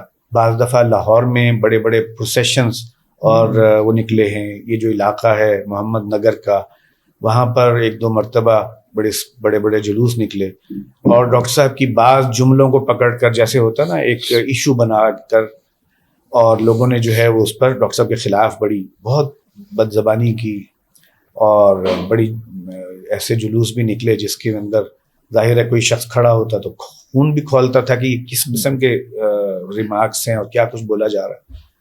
تو وہ ایک ماحول پیچھے گزر چکا تھا، اس وجہ سے اندیشہ تو تھا اور کچھ لوگوں کی طرف سے اس کی رپورٹس بھی تھیں، یا کہہ لیں ایجنسیز کی طرف سے تھیں یا انڈیویجولس کی طرف سے کہ آپ اس معاملے میں احتیاط کریں کہ جنازے کے موقع پر کوئی ہلڑ بازی یا یہ ہے کہ بعد میں تدفین کے بعد قبر کی بے حرمتی، اس کا کوئی امکان پیدا ہو سکتا۔ اللہ کا شکر ہے اللہ تعالیٰ نے میں سمجھتا ہوں مدد فرمائی، ایسا عملاً تو نہیں ہوا، لیکن ہمیں احتیاطیں ضرور کرنی پڑی۔ جنازے کے موقع پر بھی احتیاط کی گئی، کافی زیادہ سیکیورٹی کے ساتھ انہیں جو ہے وہ جنازہ پڑھایا اور پھر وہاں سے لے کر قبرستان تک جانے کا معاملہ، چونکہ جمع غفیر بہت بڑا تھا اور لوگوں کو ہینڈل کرنا آسان نہیں تھا۔ الحمدللہ وہ ہوا، اور پھر اس کے بعد کچھ عرصہ تک قبرستان میں بھی احتیاط کی گئی، لیکن چونکہ جو چیزیں ایک دفعہ ڈاکٹر صاحب جب ظاہر ہے سرفیس سے ہٹ گئے تو ہو سکتا ہے جن لوگوں کے اندر اس طرح کے احساسات جذبات تھے وہ بھی رفتہ رفتہ سرد پڑ گئے، تو اللہ کا شکر ہے عملاً ایسی کوئی نوبت نہیں ہے۔ جس طرح ڈاکٹر صاحب کا مزاج تھا دینی حوالے سے کہ بالکل ڈائریکٹ اور دو ٹوک، جب آپ کا اس طرح کا مزاج ہوتا ہے تو آپ کو مسائل کا سامنا بھی کرنا پڑتا ہے، تو ڈاکٹر صاحب کو بھی کوئی قید و بند کی صحبتیں یا حکومت کی طرف سے کوئی کسی بھی حکومت وقت کی طرف سے مشکلات کا سامنا رہا؟ ڈاکٹر صاحب کو قید و بند کی تو نوبت نہیں آئی، ٹھیک ہے، لیکن ایسا ضرور ہوا ہے کہ ڈاکٹر صاحب کو اپنی افکار کو پیش کرنے پر انہیں بعض ممالک میں داخلے پر پابندی لگائی گئی، اور یہ ہمارے ہاں مڈل ایسٹ میں ان کے داخلے پر پابندی رہی بہت عرصہ۔ سعودی عرب میں بھی ایک دفعہ عمرے کے لیے جانا تھا تو وہاں پر بھی ان کو داخلے کی اجازت نہیں دی گئی۔ پاکستان میں اس طرح کی تو نوبت نہیں آئی کہ کبھی کسی اس کا براہ راست شکار ہوں، لیکن ایسے حالات ضرور بنے کہ لوگوں نے کہا کہ یہ ابھی تک گرفتار کیوں نہیں ہوئے۔ ایک موقع پر جو ہے وہ ہمارے چیف مارشل لا ایڈمنسٹریٹر بعد میں بہت عرصہ صدر بھی رہے، ان کو مسجد میں وہ نماز کے لیے آئے تھے تو سامنے بٹھا کر ڈاکٹر صاحب نے بعض سخت باتیں ان کو کہیں، اور وہ ظاہر ہے ایک بڑے حیثیت کی شخصیت کو یوں سر عام کہنا، وہ محسوس ہوتا تھا کہ جیسے کہ اب ڈاکٹر صاحب کو شاید گرفتار کر لیا جائے، اور کچھ لوگوں نے کہا بھی کہ ایسا ہو سکتا ہے، لیکن الحمدللہ کسی کی اتنی ہمت ہوئی نہیں۔ اسی طرح بعد میں ایک اور ہمارے آرمی چیف، انہوں نے بھی ایک بلائی تھی ایک محفل علماء اور مشائخ کی، وہاں ڈاکٹر صاحب نے جو کچھ کہا اس نے ایک دفعہ انہیں ہلا دیا تھا کافی۔ اس وقت طالبان کا ایشو تھا، افغانستان کا ایشو تھا، تو ڈاکٹر صاحب نے جو باتیں کی تھیں اس وقت بہت بری لگی تھی انہیں، لیکن یہ ہے کہ اتنی ہمت نہیں ہوئی کہ وہ ڈاکٹر صاحب کو کوئی گرفتار کرتا، لہٰذا اس پہلو سے الحمدللہ بچت رہی۔ الحمدللہ۔ ابھی تھوڑا سا آتے ہیں، موجودہ ڈاکٹر ذاکر نائک صاحب پاکستان آئے ہوئے ہیں، اور اس سے پہلے بھی وہ پاکستان آئے تھے، اور اس سے پہلے جب وہ آئے تھے وہ آپ کے والد صاحب کی خدمت پہ آئے تھے ڈاکٹر اسرار صاحب سے، ان کا خود کہنا ہے کہ میں آیا تھا کچھ سیکھنے کے لیے, ان کے پاس کچھ وقت گزارنے کے لیے. آپ کو یاد ہے اس والے سے کچھ تفصیلات ہیں آپ کے پاس, آپ کی بھی کوئی ملاقات ہو سکتی ہے ان سے؟ جی, ڈاکٹر ذاکر نائک صاحب جو ہیں وہ غالباً 1991 میں جی ایک ہی مرتبہ پاکستان آئے ہیں, اور وہ اس وقت ہوللی سوللی ڈاکٹر صاحب سے ہی ملنے آئے تھے. جی بالکل, قرآن اکیڈمی لاہور میں آئے تھے, کچھ دن قیام کیا تھا. میں ان دنوں میں اسلام آباد ہوتا تھا, یونیورسٹی میں ہوتا تھا میں, اس وجہ سے میری بہت ملاقاتیں نہیں ہوئی, لیکن ان کا آنا اور ان کی وہاں پر موجودگی اس کا مجھے پتہ چلتا رہا تھا. ان کی ڈاکٹر صاحب سے کافی لمبی لمبی نشستیں ہوئی ہیں. پھر انہوں نے جو ہے ڈاکٹر صاحب سے ایڈوائسز لیں کہ مجھے کیا کرنا چاہیے, کیسے کرنا چاہیے کام. اور پھر سب سے بڑھ کر یہ کہ ڈاکٹر صاحب کا جتنا لٹریچر اس وقت اویلیبل تھا, اس وقت تو صرف سی ڈیز اور ویڈیو, سی ڈیز نہیں بلکہ کیسٹس, آڈیو اینڈ ویڈیوز وہ ہوا کرتی تھی.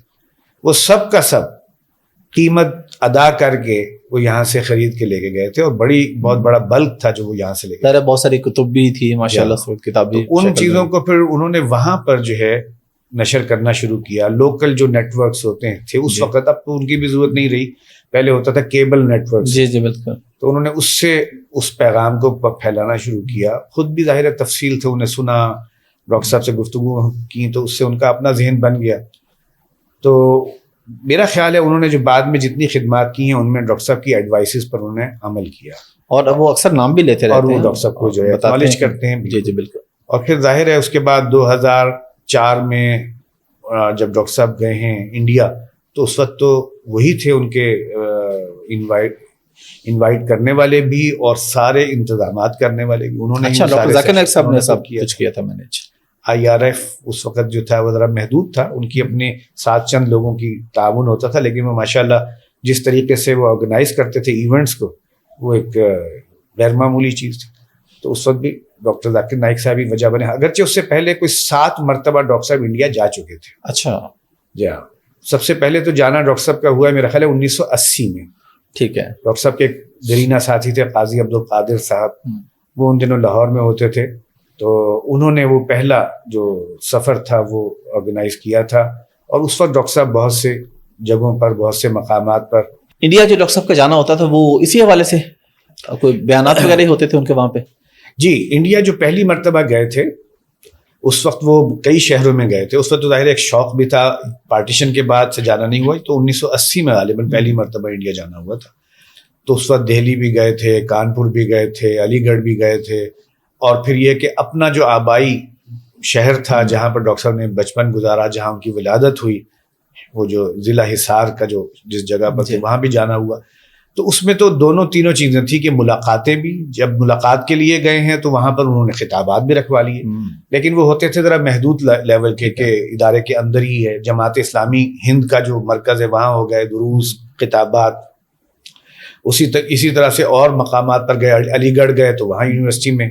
تو یہ ایک طرح کا ایک لمیٹڈ اسکیل کا کام تھا. لیکن جو بعد میں آخر میں ڈاکٹر ذاکر نائک صاحب کے ریفرنس سے جو 2 مرتبہ جانا ہوا ہے, تو وہ تو پھر انہوں نے اس کو جو آرگنائز کیا تھا وہ پبلک فورم پہ تھا. وہ تو بہت بڑے بڑے پروگرامز کیے تھے ماشاءاللہ, جس میں مطلب ہزاروں نہیں کئی ہزاروں کے مجمع تھے وہ ماشاءاللہ. ڈاکٹر صاحب کا یوٹیوب چینل تھا ایک جس میں ملینز میں لوگ فائدہ اٹھا رہے تھے, وہ کس وجہ سے بند ہو گیا تھا اور کیا وہ کبھی واپس آ سکا؟ وہ کیا وجوہات کیا تھی؟ کوئی خاص بیانات تھے یا کسی خاص طبقے کو ہٹ کیا تھا جس کی وجہ سے ایسا ہوا؟ اس کی بندش تو ہوئی, یہ تو کوئی شک نہیں. پھر ہمیں کافی عرصے تک اس بات کی سمجھ نہیں آ رہی تھی کہ کیا وجہ بنی, لیکن پھر رفتہ رفتہ چیزیں جو ہیں انفولڈ ہوئیں. اس سے پتہ چلا کہ ڈاکٹر صاحب نے جو آخری دور کی جو خبریں آتی ہیں احادیث میں, اور اس میں یہود کا جو کردار آتا ہے, اور اس میں پھر الملحمۃ العظمیٰ وغیرہ کا ذکر ہے, ان چیزوں کا جب ڈاکٹر صاحب نے چرچا کیا ہے تو ظاہر ہے یہ وہ چیزیں تھیں کہ جو زائنسٹ ذہن کے لوگ جو ہیں ان کے لیے تکلیف دہ ہوتی تھی. اگرچہ محسوس یہی ہوتا ہے کہ کسی یہودی نے اس سلسلے میں کوئی شکایت نہیں رجسٹر کرائی ہے, تو ان کے کوئی جو پس پردہ جو دوست ہیں شاید عرب ورلڈ میں سے بعض, انہوں نے جو ہے وہ کمپلینٹس کی کہ یہاں ہیٹرڈ, نفرت اور اس کی جو بیسک اصول ہیں اس یوٹیوب کے, اس کے خلاف باتیں ہیں. تو اس پر جو ہے پھر انہوں نے وہ چینل کو بین کر دیا تھا. وہ چینل جو تھا وہ ظاہر ہے اس نے ایک بڑا مقام پیدا کیا ہوا تھا, اس کی بہت بڑی سرکولیشن تھی, بڑے پیمانے پر اس کو دیکھا جاتا تھا. تو پھر جب وہ بند ہوا تو ظاہر ہے پھر ہمیں اس پیغام کے لیے پھر ہمیں آلٹرنیٹ جو چینلز ہیں ان کی طرف جانا پڑا, اور اس سے پھر اللہ کا شکر ہے وہ کام جو ہے رکا نہیں بلکہ کام چلتا رہا.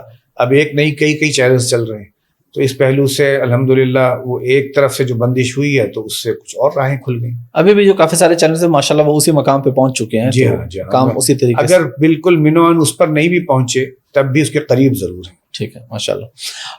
انجینئر محمد علی مرزا صاحب, وہ بھی جس طرح ڈاکٹر ذاکر نائک صاحب ذکر کرتے ہیں, مرزا صاحب بھی تقریباً اپنے ہر نشست میں یا خاص طور پہ جب ان سے ان کے اساتذہ کے بارے میں پوچھا جائے تو وہ ڈاکٹر اسرار صاحب کا ذکر کرتے ہیں. وہ کہتے ہیں میں ان کی صحبت میں گیا ہوں, میں نے ان سے سیکھا ہے, بلکہ وہ کہتے ہیں میں ایک دفعہ گیا تو میرا ارادہ تھا کہ میں ریکارڈ کروں گا چیزوں کو, تو مجھے ڈاکٹر صاحب نے فرمایا کہ بھائی اگر تم سیکھنے کے لیے آئے تو ریکارڈ, تو میں نے کہتے ہیں میں نے فوراً کیمرے بند کر دیے. تو ان کے حوالے سے آپ کو یاد ہے کچھ کہ جب وہ آئے یا آتے رہے تو کتنا عرصہ انہوں نے میں گزارا؟ نے بھی یہ باتیں جو ہے وہ انجینئر صاحب ہی کے حوالے سے سنی ہیں. ٹھیک ہے, غالباً وہ اسی دور میں آئے ہیں جب میں یہاں لاہور میں نہیں ہوتا تھا, ٹھیک ہے. میں اسلام آباد میں یونیورسٹی میں ہوتا تھا, اسی دور میں وہ تشریف لائے ہیں, اور ایک مرتبہ یا 2 مرتبہ آنا ہوا ہے. ٹھیک ہے. تو اس کے علاوہ یہ کہ ڈاکٹر صاحب کی تقریروں اور تحریروں سے انہوں نے استفادہ کیا ہے. اس پہلو سے شاید وہ اپنے آپ کو ڈاکٹر صاحب کے شاگردوں میں شمار کرتے ہیں, لیکن ویسے شاگردی, استادی شاگردی جیسے ہوتی ہے کہ ان سے براہ راست کچھ چیزیں پڑھی ہوں یا زانو تلمس طے کیا ہو, اس طرح کا معاملہ تو نہیں ہوا کہ ہمارے کسی کورسز سے گزرے ہوں. جیسے ہمارے یہاں سے بہت سے دینی کورسز ہوتے ہیں, رجوع الی القرآن کورسز وغیرہ, تو وہ نوبت تو نہیں آئی, لیکن ان سے استفادہ کرنے کیا ہے انہوں نے, انجینئر صاحب نے, جس کا وہ ایکنالج کرتے ہیں. تو میں سمجھتا ہوں کہ وہ ایکنالجمنٹ جو ایک اچھی بات ہے کہ میں نے کن سے استفادہ کیا, ان میں ڈاکٹر صاحب کا نام بھی لیا. ڈاکٹر صاحب بہت شکریہ آپ کے ٹائم کا, بڑا زبردست آج کی ڈسکشن رہی. میں نے مجھے خود بہت سی چیزیں نئی سیکھنے کو سننے کو ملی ہیں. کوئی ایک یادگار واقعہ والد صاحب کے ساتھ آپ کو کوئی ہنسی مذاق والا کوئی یاد ہو, کبھی کسی سفر کا ہے کچھ, وہ سنا کے پھر ہم آج کی نشست کا اختتام کرتے ہیں. ایسا کوئی یادگار واقعہ جو ہے وہ میں فوری طور پر تو نہیں, کئی باتیں ذہن میں آ رہی ہیں. میں ڈاکٹر صاحب کی مزاج کی سادگی کو 1-2 واقعات سے ذرا واضح کر دوں. جی پلیز. ہو سکتا ہے بعض لوگوں کے لیے وہ تفنن تباہ کا ہو معاملہ, لیکن چونکہ یہ وہ آبزرویشن ہے جو میری براہ راست ہے. ٹھیک ہے. مجھے ایک واقعہ اور بہت اہم یاد آ رہا ہے. میرے چھوٹے بھائی ہیں, ان کی شادی کا موقع تھا, تو ڈاکٹر صاحب نے ایک وقت ہمیں دیا تھا کہ اتنے بجے ولیمے کا کھانا جو ہے وہ ہمیں شروع کرنا. قرآن آڈیٹوریم ڈارڈن ٹاؤن میں, اس کے ساتھ گراؤنڈ ہے, وہاں ہم نے کھانے کے لیے بندوبست کیا ہوا. ٹھیک ہے. اور آڈیٹوریم میں لوگ انتظار میں بیٹھے ہوئے تھے. ہم نے اگر اس وقت اپنے حساب سے انوائٹیز جو تھے وہ کوئی فار ایگزامپل 900 رکھے تھے, غالباً اتنے ہی تھے. ٹھیک ہے. تو چونکہ ڈاکٹر صاحب کی نسبت سے انویٹیشن تھی تو لوگ ایک ایک کے ساتھ 2 چلے آئے. ٹھیک ہے. وہ آتے آتے پتہ چلا کہ یہاں تو ماشاءاللہ 1500-1600 کے قریب افراد ہیں. کھانے کا انتظام تھوڑا تھا. اب ہم نے یہ سوچا کہ ابھی انتظامات کریں, بھاگ دوڑ کریں. ایک خاتون آئیں, وہ بھی مہمانوں میں سے تھیں, ان کو گاڑی سے اتارنا تھا اور ویل چیئر پہ بٹھا کے خواتین کی نشست گاہ پہ پہنچانا تھا. میں اس کے لیے ذرا سی دیر کے لیے گیا تو پتہ چلا کہ ڈاکٹر صاحب نے اعلان کر دیجیے کھانے کے لیے تشریف لائیں. ہم سے پوچھا بھی نہیں, اس لیے کہ ہمیں بتایا ہوا تھا ایک وقت فلاں 8:30 بجے کا ٹائم ہے, تو 8:30 بجے 8:30 بج گیا تو انہوں نے کہہ دیا حضرات تشریف لائیں. ٹھیک ہے. میں ان خاتون کو چھوڑ کے واپس پہنچا ہوں تو آیا ہوں تو دیکھا کہ کھانا ختم ہو چکا تھا. اب ہمارے لیے جو تھی بڑی امبیرسنگ صورتحال تھی کہ لوگ بیٹھے ہوئے ہیں اور کھانا نہیں. اب بھاگ دوڑ کر کے کسی طریقے سے ہم نے بندوبست تو کر دیا, لیکن ڈاکٹر صاحب کا جو وقت کی پابندی کا معاملہ تھا, اس وقت کی پابندی نے ہم سب کو جو ہے اچھی خاصی مشکل سے 2-4 کر. تو یہ ایک واقعہ ہے جو کبھی کبھی یاد آتا ہے تو تھوڑی سی ایک احساس ہوتا ہے کہ شاید انہوں نے یہ انتظار نہیں کیا کہ چلیں لوگ زیادہ ہیں باقی بندوبست ہو جائے تو ایک دفعہ کھانا کھول لیں گے. اس طرح کے واقعات دلچسپ واقعات ہیں جس میں اصل میں ان کی اپنی جو مزاج کی جو بات تھی نا وہ سامنے آتی. ڈاکٹر صاحب کے ساتھ 1986 میں کراچی جانا ہوا تھا. ٹھیک ہے. نہیں 86 نہیں 1976 میں. ٹھیک میں ہے. اس وقت 10 سال کا تھا. ٹھیک ہے. وہاں سے ہمارے قاضی عبد القادر صاحب جن کا تذکرہ میں نے پہلے بھی کیا, انہوں نے ڈاکٹر صاحب کے لیے ایک گاڑی خریدی تھی جو سوزوکی کیری ڈبہ. ٹھیک ہے. اور وہ کیری ڈبہ جو تھا واپسی پہ ہم نے اس پہ آنا تھا. ٹھیک ہے. اگر آپ کو یاد ہو تو وہ 600 سی سی تھا یا 650 سی سی وہ کیری ڈبہ ایک شروع میں آیا تھا, لو ہائٹ تھی, چھوٹا سا ہوتا تھا, بالکل نیا نیا آیا تھا. ٹھیک ہے. ہم ماشاءاللہ 9 بہن بھائی, ٹھیک ہے, اور والد صاحب اور والدہ, 11 افراد. 11 لوگ. اور جتنے ہم افراد تھے اتنا ہی ہمارا سامان تھا, اس لیے کہ کئی ہفتوں کا وہ ٹور تھا ڈاکٹر صاحب کا کراچی کا, جس میں پوری فیملی گئی. تو واپسی پہ ہم سب اس پہ کراچی سے بائی روڈ لاہور آئے, جس میں کراچی سے لے کر لاہور تک میں, میری ایک چھوٹی سسٹر اور مجھ سے ایک بڑی سسٹر جو فوت ہو چکی, ہم تینوں تقریباً یوں سمجھ لیجیے, میں اس وقت اگر 9-10 سال کا تھا تو سسٹر 11 سال کی 11.5, اور چھوٹی جو تھیں وہ 7-6 سال.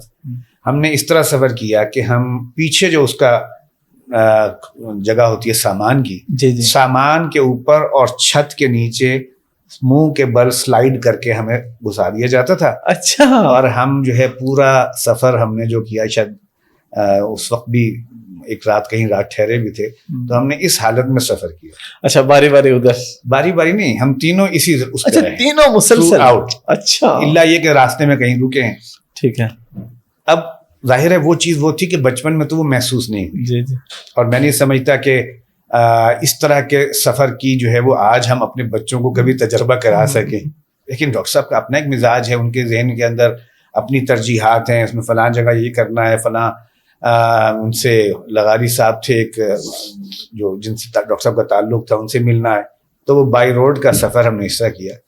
اور یہ نہیں ہے کہ اس کے بعد مزاج بدل گیا ہو اور آسائشیں ہوں, بلکہ اس کے بعد بہت مدت کے بعد یہ 90s میں ایک مرتبہ اسلام آباد ڈاکٹر صاحب کا ٹور تھا, اور میں چونکہ وہیں پڑھتا پڑھاتا تھا تو میں نے بھی ساتھ جانا تھا. تو ڈاکٹر صاحب آئے ہیں مجھے لینے کے لیے, تو میں نے جب گاڑی میں دیکھا ہے تو گاڑی میں مجھے اپنے لیے کوئی جگہ نظر نہیں آئی. اچھا. تو میں نے کہا کہ میرا خیال ہے آپ لوگ چلیں, میں بعد میں فلائنگ کوچ پہ آ جاؤں گا, کہ کوسٹل فلائنگ کوچز چلتی تھی. ٹھیک ہے. انہوں نے کہا نہیں بیٹھو بیٹھو, میرا سامان ادھر رکھا, خود ادھر ہوئے, مجھے کہیں بٹھا دیا. ٹھیک.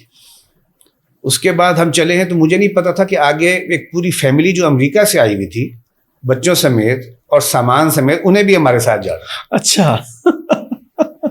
جس میں پہلے ایک آدمی کی جگہ. اب مجھے بعد میں پتا چلا, اس لیے کہ جب ہم روٹ پکڑا تو بجائے اس کے کہ ہم شاہدرے کی طرف رخ ہو, ہمارا رخ جو ہے وہ ملتان روڈ کی سائڈ پہ ہوا. میں نے کہا کہیں اور سے جا رہے ہیں, کیا بات ہے؟ پتا چلا نہیں, وہاں سے کچھ اور لوگوں کو بھی بٹھانا ہے.